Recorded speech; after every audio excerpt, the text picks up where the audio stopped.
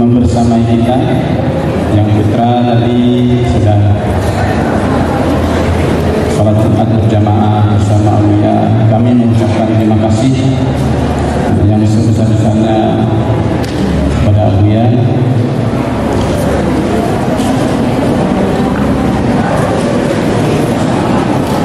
Alhamdulillah pada hari ini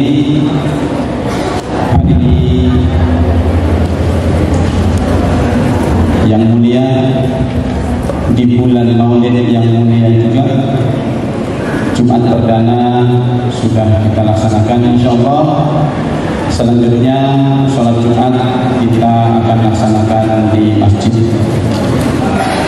dan mudah-mudahan dalam waktu dekat kita bisa melaksanakan full 5 waktu dan kegiatan lainnya juga di masjid kita ini. Salam dan salam kepada baginda Nabi Muhammad SAW. Baik anak-anak kami, santriwan dan santriwati yang berbahagia, hari ini kita mengawali kegiatan yang insya Allah juga akan rutin kita laksanakan. Di samping kegiatan bulanan yang insya Allah dengan Aulia, juga nanti setiap pekan atau setiap 2 pekan untuk tahap pertama di kelas masing-masing oleh guru-guru yang sudah ditentukan. Hari ini kami memohon waktunya Aulia untuk menyampaikan nasihat kepada kita untuk menguatkan semangat belajar kita, untuk meyakinkan kita bahwa kita yang ada di pondok pesantren ini adalah orang-orang terpilih yang beruntung, jauh dari segala pengaruh negatif. Maka kesempatan ini harus kita syukuri, harus benar-benar selalu kita syukuri. Itu kita mengisi untuk mensyukuri nikmat kesempatan yang Allah berikan ini dengan belajar terus dan belajar. Untuk tidak berlama-lama, kami jemput Aulia untuk memberikan nasihat, tausiah kepada kita semua. Pada Aulia kami jemput dengan segala hormat. Bismillahirrahmanirrahim. Alhamdulillahirabbil alamin. Wassalatu wassalamu ala asyrofil anbiya'i wal mursalin wa ala alihi washabbihi ajma'in.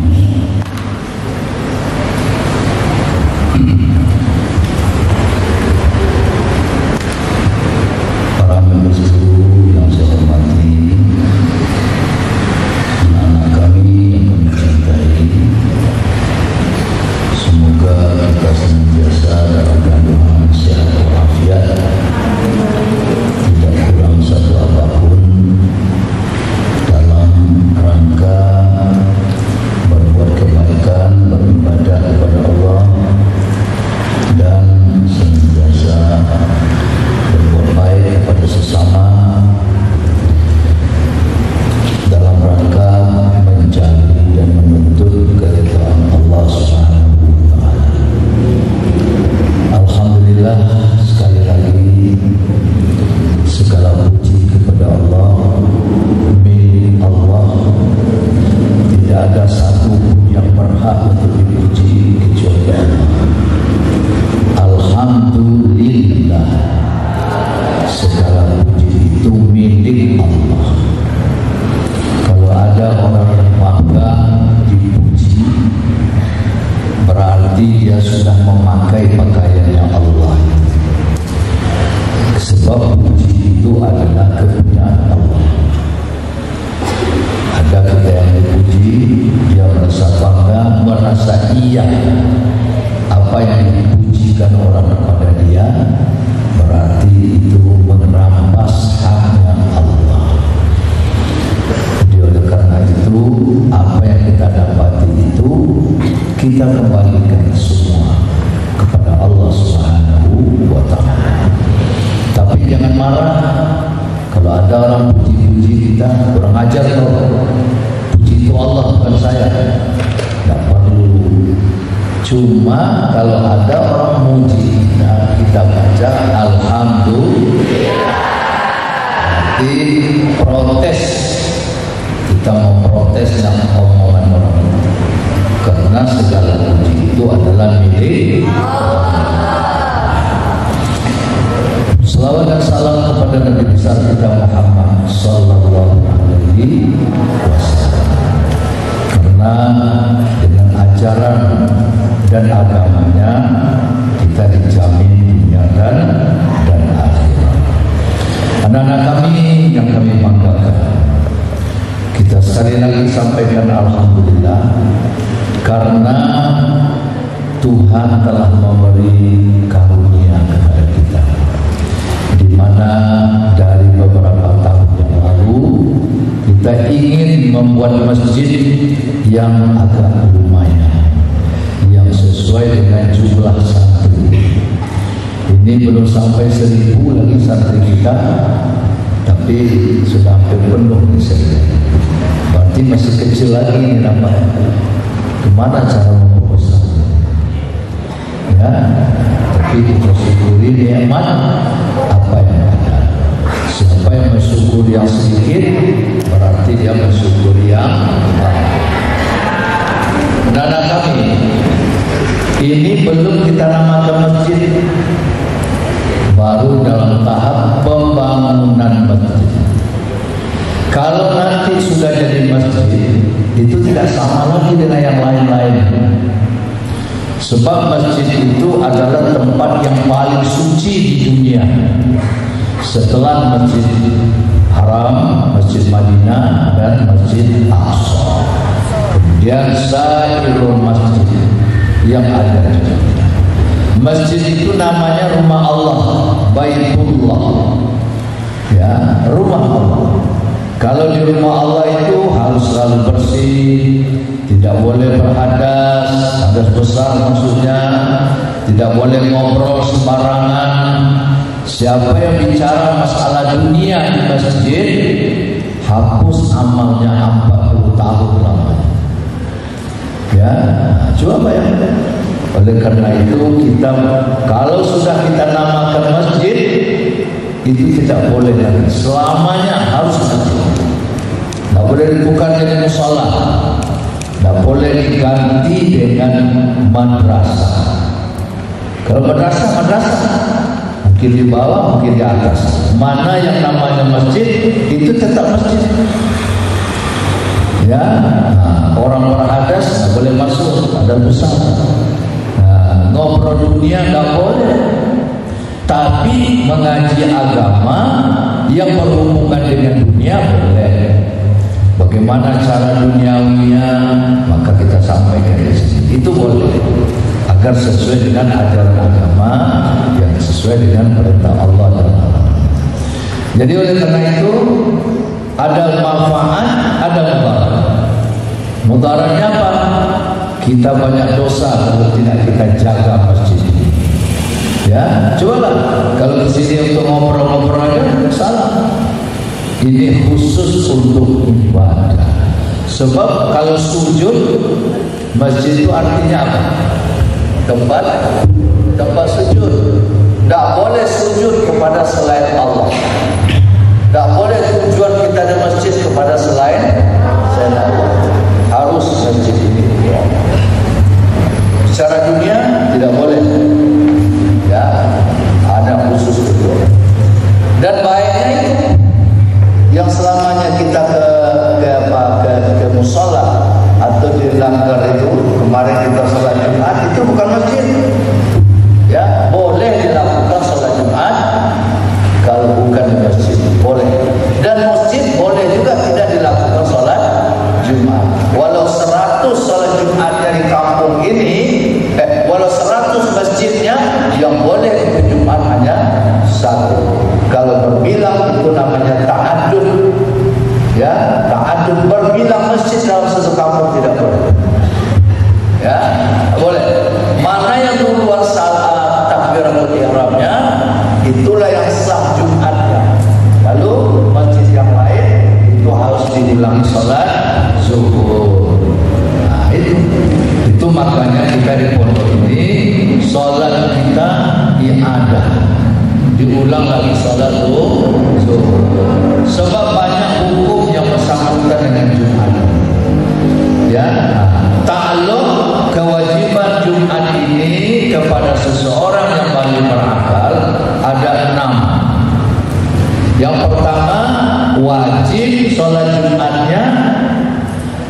sah Jumatnya dan masuk hitungan.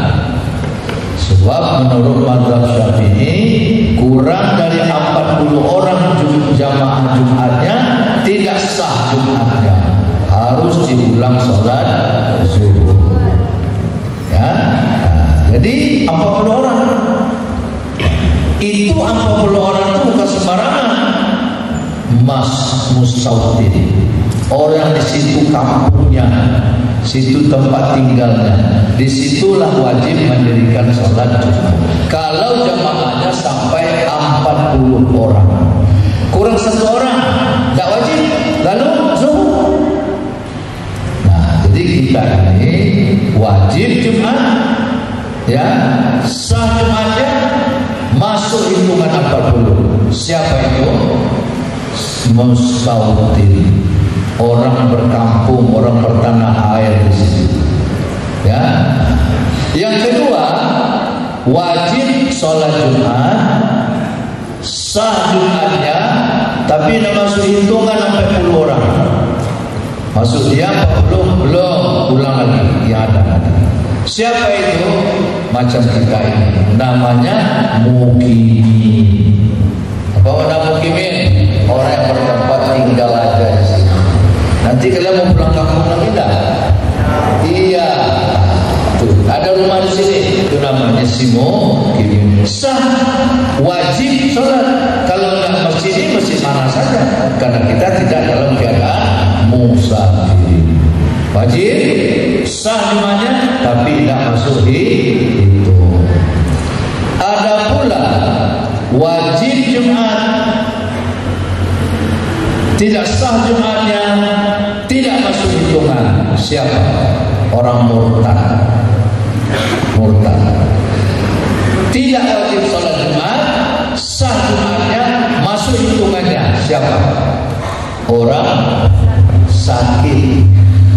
Kalau sakit wajib Jumat, tapi kalau dia pergi Jumat juga digendong misalnya, sah Jumatnya, dia masuk hitungan, masuk hitungannya 40. Ada pula tidak wajib sholat Jumat, tidak masuk hitungan, sah Jumatnya. Siapa? Perempuan tidak wajib sholat Jumat, tapi dia kalau pergi Jumat sah. Ya, kalau dia pergi Jumat sah Jumatnya, tidak masuk hitungan. Kalau perempuan pergi Jumat boleh, tak perlu zuhur lagi, dah sah Jumat. Kalau di kampung kami di Makkah dan Madinah, laki-laki perempuan pergi Jumat, Makkah pergi Jumat itu sah Jumatnya, tapi perempuan tak masuk hitungan jumlah 40 orang. Itu kalau punya sholat Jumat. Jadi kita di pesantren ini apa namanya ini? Mukimin. Arti mukimin itu orang yang menetap sementara di sini, walau 1 tahun atau lebih. Kalau dia maunya nanti pulang kampung lagi, itu namanya dia mukimin. Ya, wajib sholat Jumat di mana saja. Sah sholat kita, tak perlu sholat zuhur lagi.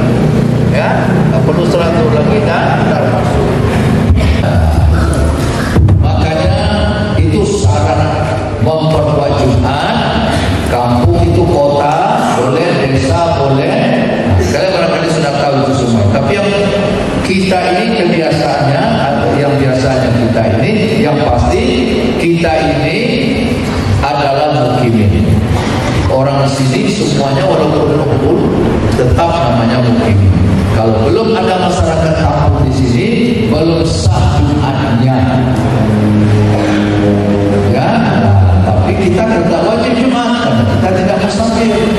Tapi kalau kita laksanakan Jumat ini tak cukup orang kampung sebanyak itu, maka kita batal sholat yang pertama tidak bisa digantikan dengan sholat yang kedua. Apalagi sholat Jumat yang masih diragukan para ulama keabsahan.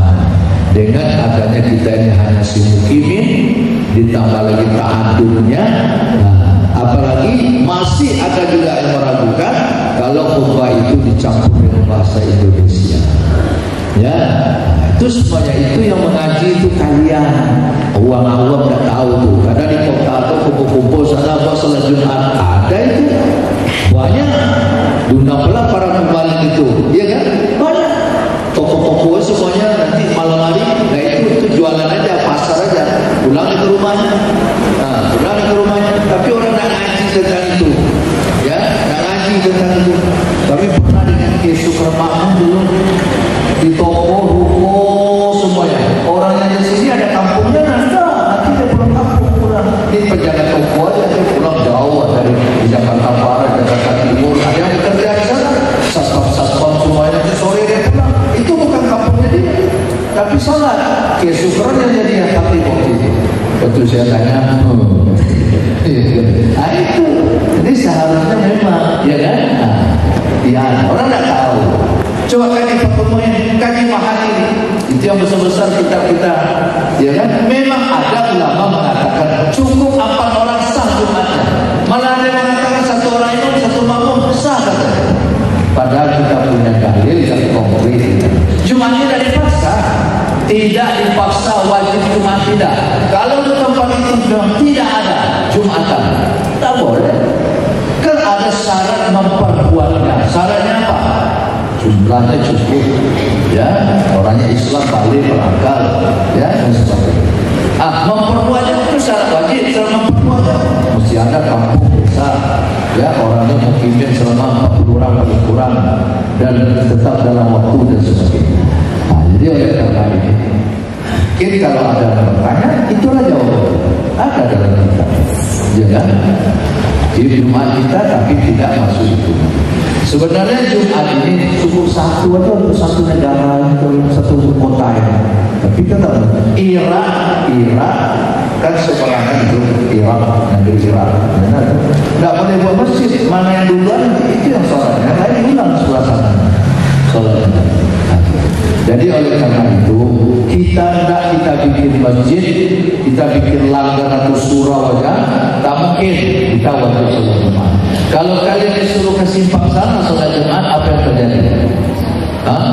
Begitu sama besar kecil tua muda mana kalian? Centang perenang, kacau, ya kan? Di langgar mobil, main-main dari luar, mudarat. Untuk itu kita wajib sholat. Tapi harusnya juga orang kampung juga hadir ke masjid ini. Kalau ada masyarakat di sini ikut sholat Jumat 40 orang, kita tak perlu diulang lagi sholat Jumat itu. Ya, tidak ada membatasi orang masuk kalau sudah ada Jumatan. Jadi musola biasa boleh orang masuk, siapa aja masuk. Tahu tak kalian sejarahnya? Ini dari ujung ke ujung. Ini tanah pesantren, sertifikatnya 1. Tapi dulu ada rencana masuk jalan aspal. Dulu enggak. Jalannya jalan setapak yang lewat Honda di kemarin. Pertama kita bangun pesantren ini hanya Honda yang bisa lewat. Ya, motor kecil, ini lalang, ini hutan, macam itulah. Ada hutan segitu, itu manusia tak ada di sini. Ada 1 rumah, di seberang sana ada 1 rumah. Sepi. Itulah pertamanya tahun 1986. Kalian udah lahir belum? Ustaz udah lahir belum? Ada yang belum ya? Nah, itulah dulu. Jadi ini tanah ini 1 sertifikat sampai ke sana. Kalau tidak dilewatkan jalan ke sini, tentu tidak bisa jalan umum, tidak bisa pakai aspal. Maka masyarakat ini meminta maka kita kasih terus ke sana. Makanya sekarang berpisah. Ini masih sertifikatnya kita. Kenapa masjid ini ditaruh di luar? Kenapa tidak di tengah-tengah? Harusnya masjid kan di tengah itu. Kenapa di luar? Maksud kita agar masyarakat kita ini ikut bersama di sini sholat Jumat. Itu maksud kita. Tapi nampaknya mungkin masyarakat menganggap seperti tamu, ya, dia segan, sungken di pesantren. Akhirnya enggak juga mereka hadir pada waktu-waktu yang diberikan. Kita sholat Jumat juga enggak sepenuhnya. Jadi kita biar kalau masyarakat enggak mau daripada sejauh sana, kita lihat masyarakat banyak yang tak ikut sholat itu karena jauh masjid. Maka dibikinkan masjid di sini namanya Masjid Ikhwan. Musola dulu, akhirnya kita sendiri memberi itu. Buat aja masjid. Kalau kita nih, kalau nanti santri kita ini sampai 1.000 berapa ya? Penuh. Iya kan Ustaz? Penuh. Bawa tingkat kita nanti, kita 1.000 orang santri. Mana kita di masjid itu? Mana kita masjid sana? Nggak mau. Ini aja kan hampir sama dengan masjid Solihin ini kan hampir sama, besar. Ya. Jadi apa yang terjadi nanti? Semua santri jam 11 sudah harus ke masjid. Apa ya jam 11? Masyarakat jam 12 baru ke masjid. Pasti mereka tidak sholat. Ya, pasti tidak sholat. Percaya tak? Ini semuanya hadir di sana, saf depan pula tuh, saf di depan ya nak. Atau bapak nanti di luar lagi akhirnya nggak saf depan. Jadi mutlak. Untuk itulah kita wajib mendirikan Jumat di tempat kita. Hanya saja apabila jumlah jamaahnya tidak cukup 40 orang daripada ahli Jumat, maka kita harus diulang Jumatnya dengan sholat zuhur. Itu aja. Jangan pula kalian ada yang bertanya, loh sudah sholat zuhur, pada Jumat sholat zuhur juga lagi. Padahal kajiannya ya. Inilah yang perlu kita pahami. Dan semenjak ini nanti, ini masjid, kalian masuk ke sini sholat. Pertama dulu sholat tahiyatul masjid. Kalau di situ tahiyat masjid kan? Kalau kita sholat di situ, masuk kita sholat sunnah, sholat tahiyat nggak ada tahiyat. Ini boleh berulang kali turun ke bawah, ambil wudu, masuk masjid sholat tahiyat. Sholat tahiyat. Nanti kentut lagi keluar ambil wudu, masuk dalam sholat tahiyat. Banyak amal kita di sini. Ibadah kita. Itulah tujuannya kita membahas. Yang pertama, darurat atau namanya memberi mudarat kalau kalian dibiarkan sholat ke masjid yang jauh. Ya, kalau kita pergi ke sana sholat Jumat, tidak muat nanti sehingga masyarakat sana pertama ngomel ya, sakit hati.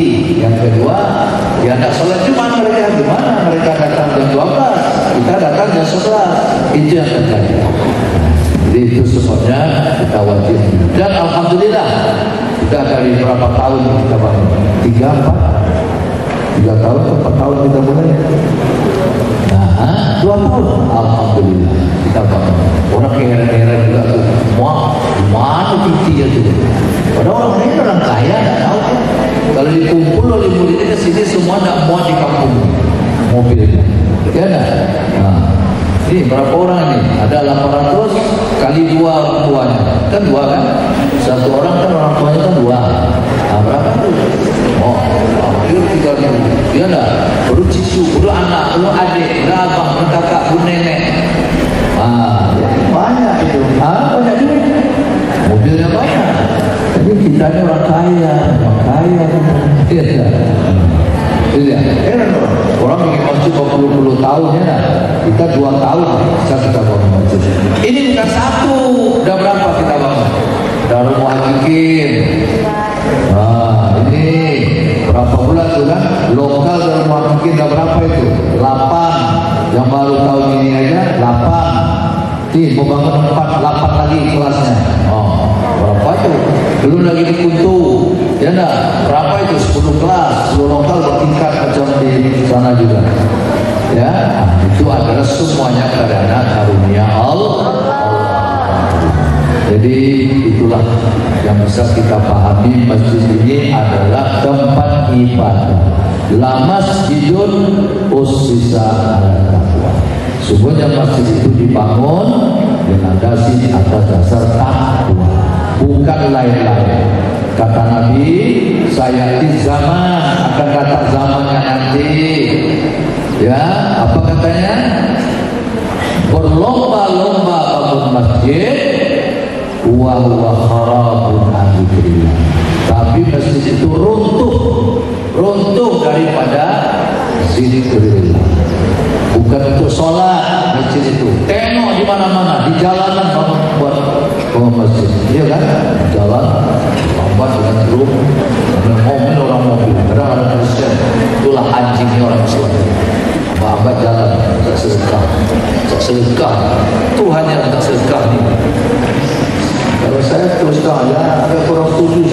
jalan di bawah masjid. Dia dah yang apa mobil, hancur dalam sebelah kiri. Kadang-kadang marah nampak lihat, lewatnya mobil sampaikan. Iya, tidak ada anjuran agama yang itu. Ada tak? Tidak ada. Masjid ini bukan bangunan. Masjid bukan gedung. Tapi masjid adalah fungsi. Paham? Masjid bukanlah gedung macam ini, tapi masjid itu adalah fungsinya. Kaca tiang 1, 2, 3, 4, 5, 6 pagar dengan tali. Kita ini namakan masjid, jadi masjid. Tak perlu gedung. Masjid Nabawi itu berapa dulu? Segini aja. Pohon korma, tidak di atas. Gini aja. Bawa sandal masing-masing sejadah masing-masing. Mana ada seperti sekarang masjid pakai AC? Ada nggak di zaman Nabi itu? Bid'ah itu AC itu. Kullu bid'ah dalalah. Kullu dalalah finnar. Masjid yang pakai AC itu masuk neraka gitu. Mik ini juga bid'ahnya. Mik bid'ah. Ada masa Nabi mik. Itu ibadah dan mik itu saya wakaf mik, wakaf mik untuk azan. Orang kafir untuk azan tak tahu dia ini bid'ah. Kullu bid'ah dalalah. Kullu dalalah. Bilang tak ada bahaya ini. Bahaya. Kalau tak terdengar suara azan, kita tidak ikut jamaah, tidak pergi kita ke masjid, tidak bangun kita, berdosa tidak kita? Tidak.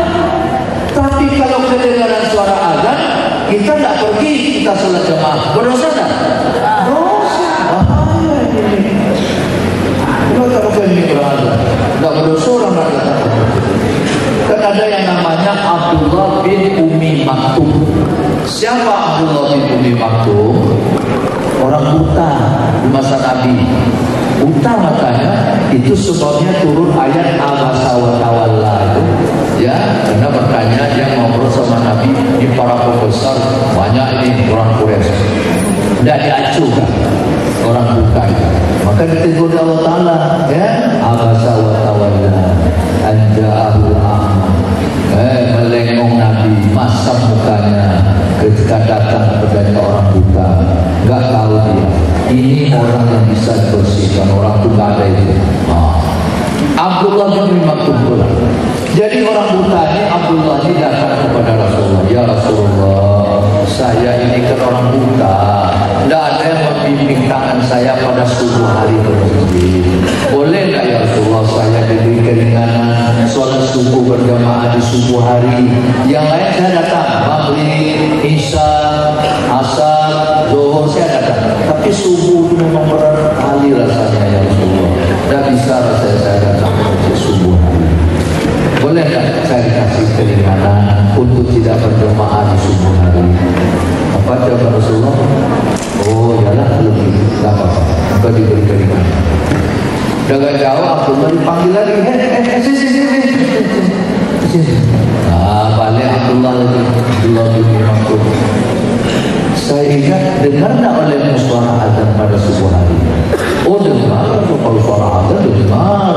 Kalau begitu, engkau harus datang berjamaah. Wa in kunta hakuan, sekalipun engkau merah.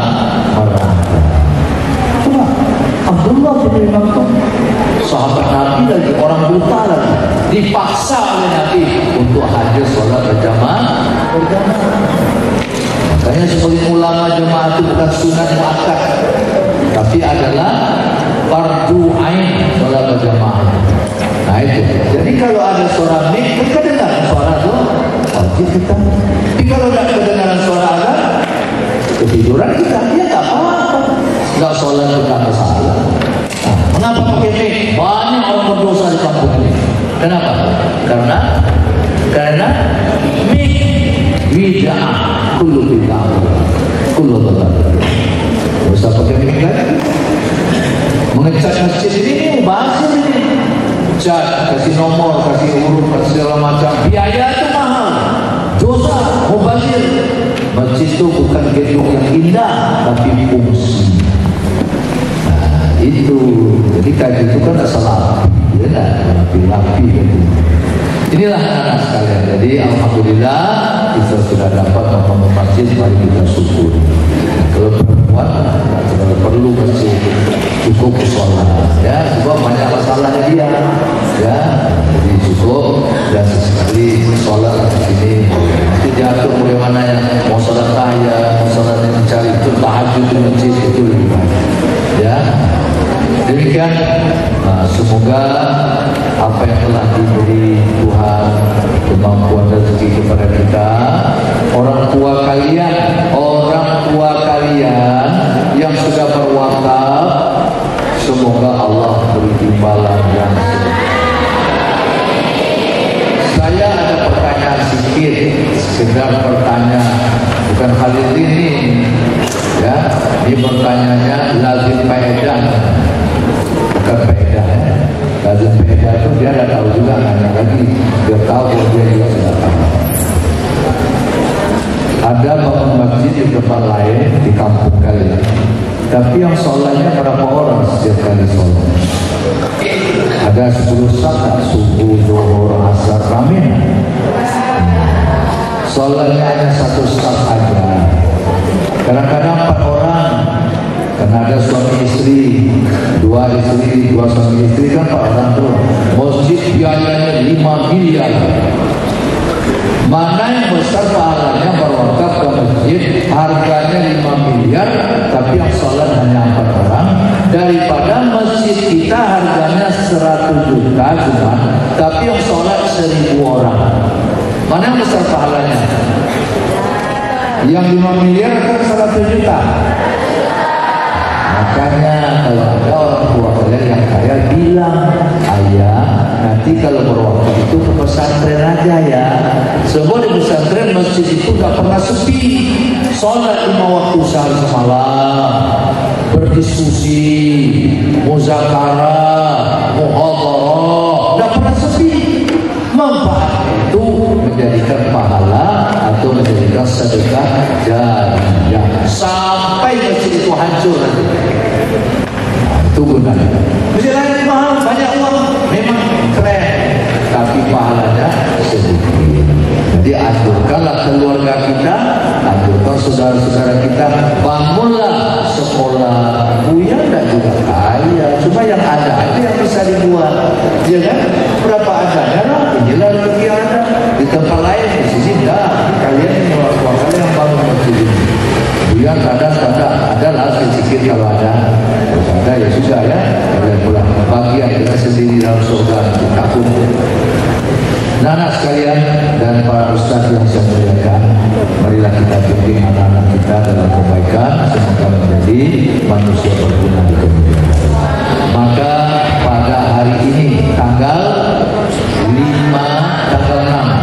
6 September 2020, bertepatan 2 Rabiul tahun 1400, Masjid Taqwa Al-Munawwarah, Masjid At-Taqwa Al-Munawwarah. Sebab la masjidun usisa ala taqwa, tapi buat munawarahnya ya, Masjid At-Taqwa Al-Munawwarah. Jadi bila masjid pesantren tak mau, kalau terjemahkan Masjid Taqwa Al-Munawwarah. Inilah pada hari ini, jam dan detik ini resmi kita namakan, kita peruntukkan sebagai masjid bernama Masjid Taqwa Al-Munawwarah dengan Bismillahirrahmanirrahim.